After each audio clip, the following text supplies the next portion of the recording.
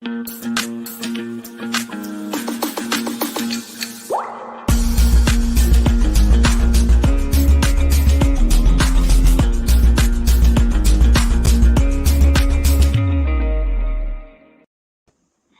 everybody, what is up? It's your friends Brian McGill and Corey Camp back at you with another What's Up Wednesday. Corey, what's cooking? Not too much over here, Brian. It's a short week this week, and we're in the third week of learning here online with my kiddos, and so I'm thankful for the long weekend and the short week this week. You may hear my chickens. They've found some of their vocal cords. I don't know if it's what they do when they're laying their eggs or just because they're bored. But if you hear some barking in the background, that would be my kid. My chickens do. Yeah, that's right. I know that this is the first week that students are back in Pittsburgh Public Schools. So that is the official start of the school year for everybody, because Pittsburgh Public Schools is traditionally the last school to really open. So America, your schools are reopened. We have a special guest with you today, our professor of Excellence Archaeology from the University of SIMI. But before we get into that, Corey, we have a new release to discuss on the SIMI platform. Yes. So let's talk a little bit about that. It's our newest feature. It snuck into everybody's workspace last Friday, right before the weekend, and it's our newest feature. It's called the record screen option. So if you're a user of SIMI, you know that in addition to having a space for you to be able to upload videos and artifacts that you have to either reflect on your own or share with peers and colleagues and mentors, you can also record your videos and audio directly inside SIMI, whether you're using our mobile application or the web app, which is what you see on my screen. So Friday, we released a new feature, which I think is really timely and it's going to be really helpful for a lot of educators this year, which is the record screen option, especially for those who are doing some online instructions. They've got virtual classrooms this year. They aren't in a physical location to set up a camera and record them working with their students. They are able to use this record screen option.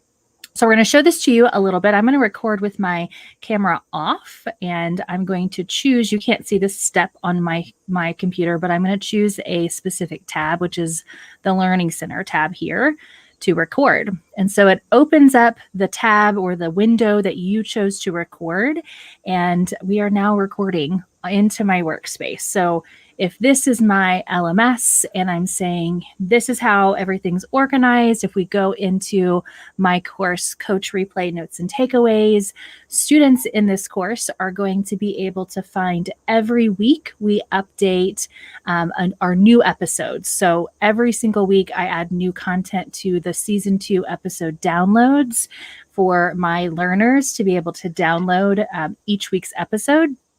But one of the things that stays the same in my course is this very first module, the Coach Replay Show, where they're able to get a little information about the Coach Replay Show when they first log in and get to see the latest episode right here. So it's all in one space. So I'm going to stop sharing that tab, and my recording is now uploading. We do have some teachers. Yes. Super fast. One of the big issues right now is the file size for a lot of teachers. And so we have some who know that when you record with the SIMI mobile app or web app, we compress your files and makes them smaller, and then they're easier to upload into your LMS, your Google Classroom, your Schoology, your Canvas course. And so we have some teachers who are really excited about this update coming out because they don't have a good way to be able to record the videos that they're creating. And so this is definitely an option. So if you are a teacher who uses SIMI and you need a screen recording option, you can do this. And remember, you can record with your camera on. So if you're creating a video for your students, you have that option to do the picture-in-picture, much like you see in Zoom, kind of like what you see here in StreamYard. You can also record on the mobile. So sometimes that's a harder thing to find, is a mobile screen recorder, and SIMI allows you to do that. And then you can download these videos and put them into your learning spaces or share them into huddles that you're participating in with your friends and your mentors to get feedback. So we're super excited about this particular feature. Yeah, so whether you're virtual, hybrid, in person, you're going to be able to use the SIMI platform to help your teachers work together smarter on their strategies to return to schools, essentially align their instruction with your return to school plan. So big round of applause to Corey for your demonstration. Thank you to our dev team here at SIMI for getting that out. Yes. Yeah. All right. All right. It's time for the main event. That's right. He is a professor emeritus at the University of Sydney and a subject matter expert in the study of excellence archaeology. Welcome back to the show, Professor TJ Hoffman. Hello, everybody. How's everybody doing? Hey, TJ. Professor Hoffman, I've been getting a lot of questions on Facebook and Twitter. Tell us a little bit about the study of excellence archaeology. So excellence archaeology is a new term that I just came up with last Friday, but it is based on actually some real research in the world of sort of how to change behavior within communities of people, how to solve problems that are really difficult to solve. And actually it's based on some work that I used to do when I worked in Houston Independent School District. So shout out to the Career Pathways Program, one of our wonderful partners in HISD. This was sort of the guiding premise behind what we did, and they continue to do, with the idea of capturing excellence wherever you go. And so the thing that got me thinking about this was I've heard a lot of people talking about sort of what are people who work in education who aren't teachers. So that might be a coach, that might be an instructional specialist, that might be an administrator. What are they doing right now as we're making this transition to whether it's socially distant classrooms, remote instruction, hybrid learning, blended learning, whatever it happens to be? What are those people doing? And I've heard some people say, well, listen, we don't want to put another thing on teachers, so we're just going to sort of leave them alone. I'm going to say right now, that is a huge mistake. That's sort of like seeing someone in the middle of a lake drowning and saying, you know what, they're busy, I'm not going to bother them right now. And that's just such a scary thing to do. But the other thing that I've heard from some of my teacher friends is the response is, well, I'm just going to have Zoom throughs. I'm going to go from one live lesson to the next. Every teacher on my campus, send me your class link to your Google Meets, and I'm just going to click on one of them after the other and just pop in, sort of the equivalent of doing a walkthrough, but virtually.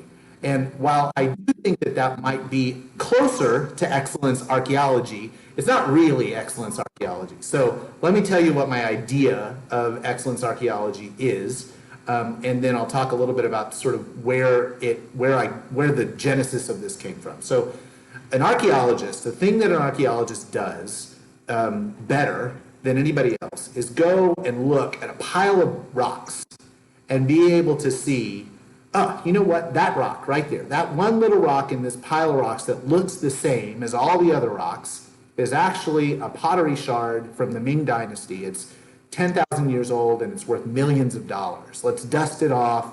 Let's take it out of the pile of rubble and let's put it in a museum for study and and to learn more about that civilization. And so the analogy can be the same for people who aren't teaching kids live right now. Within the education world. The thing that you can do is you can be an archaeologist of excellence. So the thing that teachers don't know, the thing that nobody knows right now, that we hear over and over and over again from teachers is what works in remote classrooms, what works in online learning. We don't really know. because it hasn't been done with enough frequency to really develop those best practices and trends. Wrong thing to be looking for. What excellence archaeologists can do is go and look for what's working. So as you're going through those rooms, as you're doing that Zoom classroom, or as you're looking at people's LMSs, or as you're looking at their Bitmoji classrooms, look at what are students responding to? What are students engaged in? What are some little practices that I can find, those little rebels, those little pieces of rock that are actually golden jewels? And then how do I dust those off and then make sure that everybody knows about them, so that we can study them, so that we can celebrate them, so that we can scale them up and share them with other people. So the idea of excellence archaeology is, because I don't have to actually be in the classroom teaching the kids, I can go into that virtual classroom and just watch and look for greatness. And then when I find that greatness, point it out and celebrate it with everyone else. Yeah, and I think that is so powerful, TJ. And I was there whenever you kind of coined the term of excellence archaeology, and I think it's brilliant, because many of our teachers, whether they've had the opportunity to engage in a lot of training, either through their district or on their own, or little to no training, which is where a lot of educators are feeling right now, they've all been kind of put into the classroom, and they're just being told, do your best, and we've got these tools that we've purchased for you, and we've got these different things, and in some spaces the coaches are being told completely to leave teachers alone for right now. There's other things we can have you help us do around in person and keeping everyone safe and social distanced, but teachers need help now more than ever, and that's one of the best things that we can do for teachers. I was just coaching a teacher yesterday morning, and we were talking about one tool she could use in a new way to accomplish something she was already trying to do. And it wasn't that what she was trying to do wasn't great. It was actually really awesome. This was just a small change that she could have made to make her workload simpler and her students be able to engage even better. And so she said, this is exactly, like, I didn't know if this activity was worth doing anymore. I have no idea. Like, I am just making video after video and meeting with my students, and I have barely any time to think about my small groups, much less step back and think about what's working and what do I need to rewrite. So I feel like every week I just try to redo it all, because the sum of it doesn't feel right yet. And teachers really need someone to say, that, don't touch that, that's working. If you want to work on this, sure, but this part right here, this is working really well right now. This is the bar, or this is on its way up to that ladder, and leave it alone for right now. Let's really focus on, if we need to focus on how we're taking attendance so we aren't taking up a large amount of time. Maybe that's the thing we can work on this week, and that's a problem a lot of people are having, but really focusing on helping teachers identify where those golden nuggets are, where it's going really well for them, because a lot of them don't know. They're not sure yet. They're just kind of going by a gut feeling, or just pure exhaustion and adrenaline is powering them right now. So I love this. So then, who should be the excellence archaeologists in a setting? Who should do that? So this is sort of the cool thing about the history of archaeology is that archaeology now is sort of a well-formed science, and there are people with PhDs in archaeology and experts in specific kinds of archaeology. But the dawn of archaeology was some guy going to some place and digging around. I mean, unfortunately, it was some guy usually.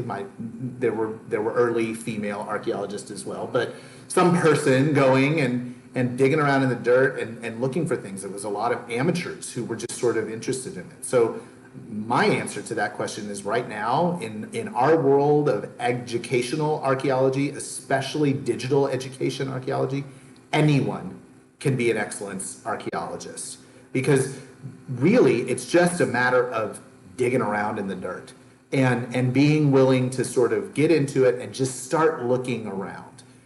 There will be enough right now.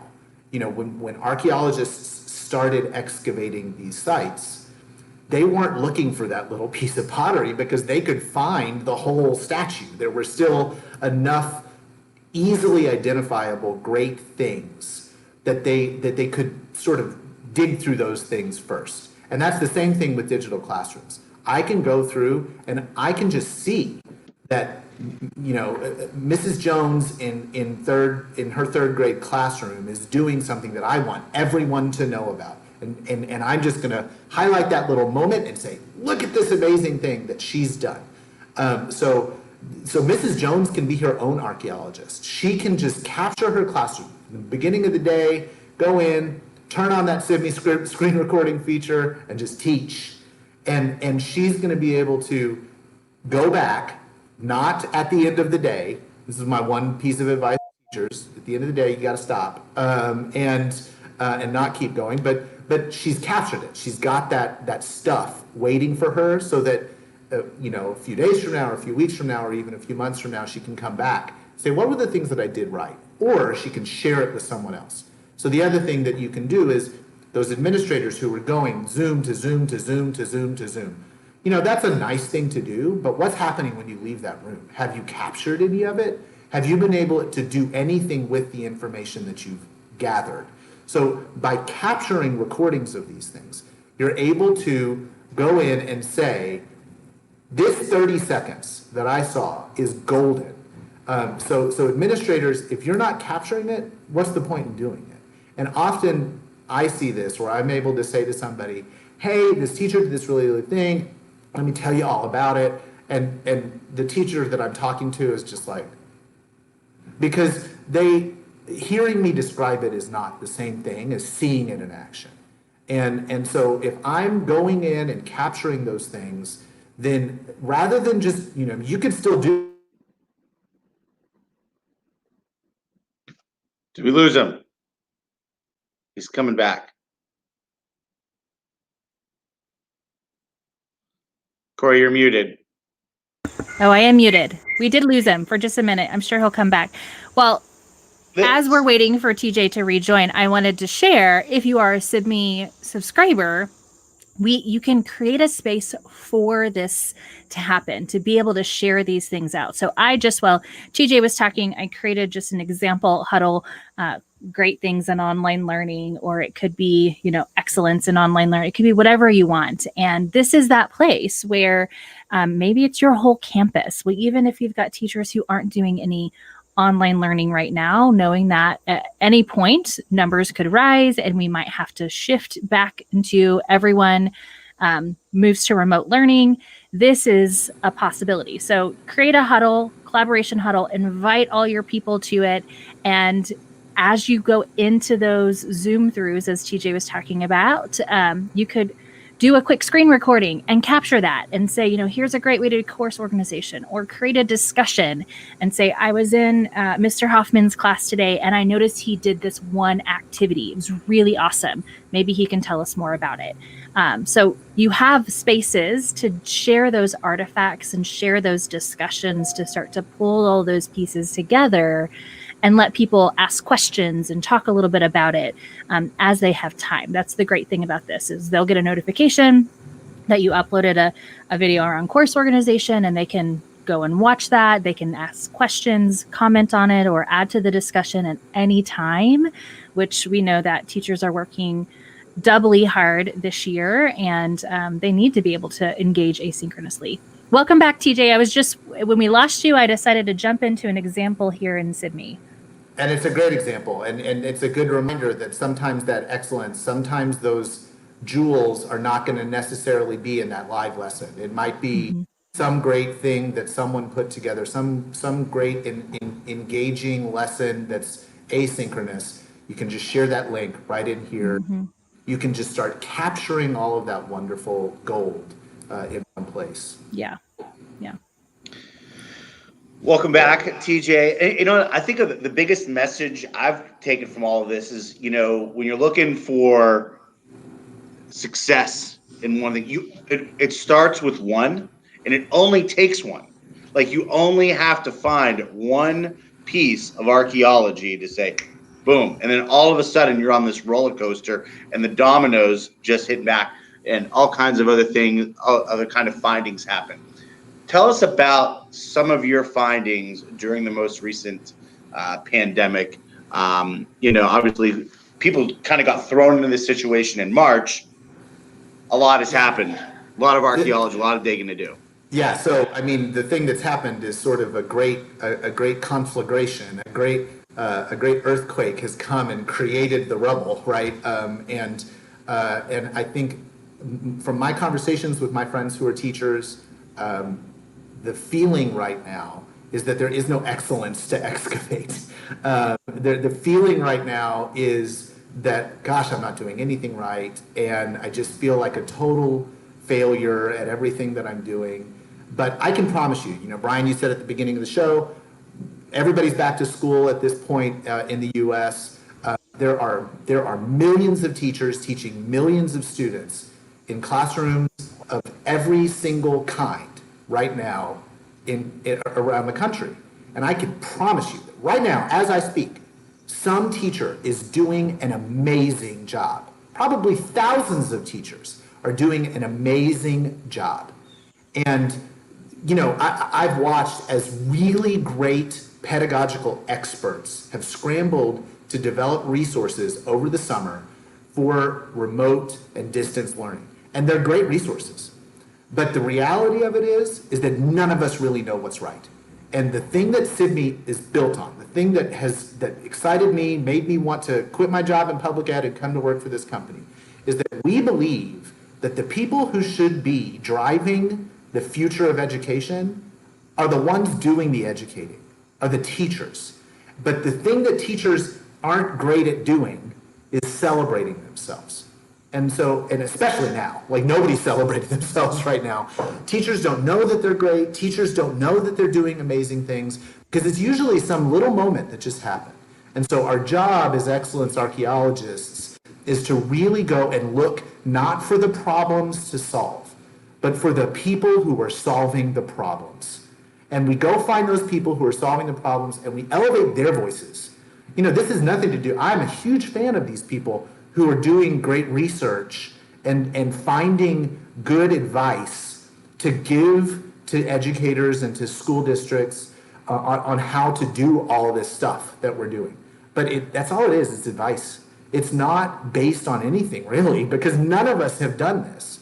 And so what we need to do is go look for the people who are doing it, and we need to dust the jewels off from their classrooms, and we need to ask them questions. What are you doing? Why did you make that decision? And the first question is always going to be, I don't know, I just needed to do something for class. But the more that you can get people to think about why they made the decisions that they made, my good friend Justin Bader from the Principal Center, that's sort of his big thing right now, getting people to dive into their metacognition, what led them to make the decisions that they've made, is really where you find the gold that we could then not put in a book, but just show everybody else and scale that out, make those the exemplars, make those the resources that I don't even have to reproduce, I can just take and use. That's where we really find an opportunity to be transformative in the way that we're teaching kids during this crazy time. Well, thank you, Professor Hoffman. We appreciate you joining the show with us. This was very, very insightful. Corey Camp, you got any last thoughts? No, I think this is such a great role for anyone who's supporting or in a leadership role on a campus. Roll your sleeves up, get in there and take screenshots and clips and videos and give your folks some. This is about building collective efficacy. It's about helping them see that you may not feel great about this lesson, but look here, I see this moment that's working really well. And that's exactly what teachers, it's what they need. It's what many of the teachers I've been talking about. If someone could just tell me that I've got one thing happening right in my lesson today, I would feel much better than I do right now. And so this is about teacher mental health. It's about collective efficacy. It's about our students. And this is a really great way to kind of kick off the year and start to build our playbooks of what good distance and online instruction is. So, and Professor Hoffman, I do have a few schools adopting some of this research of yours, okay, already that will be reporting back for future What's Up Wednesday episodes at different parts of this semester. So we'll look back to having you back on the show, okay? What an exciting excavation we're all going on. That's right. That's right. All right, TJ, thanks for joining us today. Brian, we've got a couple of shout outs. We'll wrap it up. Let's do it. TJ. All right. So, Brian, this one is all you. You announced this within our team chat yesterday, and I was super excited about it. So, tell us the good news. Well, ESEA has moved their in-person conference that occurs in February to an online virtual conference. I love a good virtual conference, as you know. Mm-hmm. And our friends at the Continental Colony Elementary School in Atlanta Public Schools and Goodman Elementary and Fort Bend ISD both had presentations that have been approved by this national conference. This is a very respected, formerly known as the Title I conference. A lot of educators attend this conference to learn on some best practices. And what I think is going to be really exciting from both of these programs is their, I would just say, their implementation of teacher leadership and collaboration of instructional practice, where video evidence is the primary evidence that they use to share practice, obviously with the SIMI platform. But Dr. Vaughn and Dr. Bolden, both very, very educated women, have led some really great campuses, really great implementation of teacher leadership. Obviously their use case is a little bit different. No two use cases are the same, but I think that if you decide to attend the ESEA online conference, they've got 2 sessions that you can't miss. So bravocado. Bravocado. I love it. It's one of my favorite gifts for this week. Yeah, that's going to be amazing.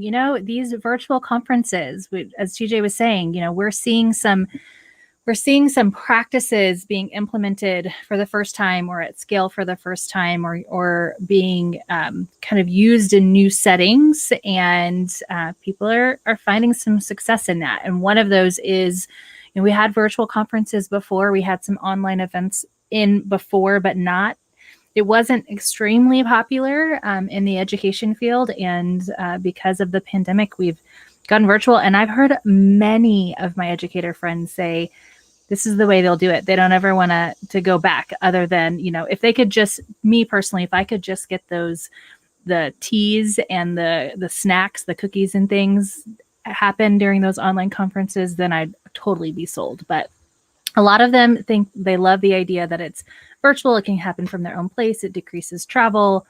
So awesome. I can't wait for this conference. It's going to be a great one. What are the dates on that? Do you have those, Brian? We'll share them in the comments below. Yeah, we'll put it in the chat. Kathleen. February 6th through the 8th, I believe. Okay, so, February. There you go. Right. February, second semester. We got second a lot to plan out. semester. It'll happen. I want to give a shout out to one of our viewers, Kathleen Renfrew, one of our virtual coaches. She's here. She was worried about showing up late. Kathleen, if you missed anything, you can watch it on demand right after the show. Same for everyone else. Be sure to like and follow and subscribe, depending on where you're watching the What's Up Wednesday show, so you get notifications every time we go live. All right. Okay.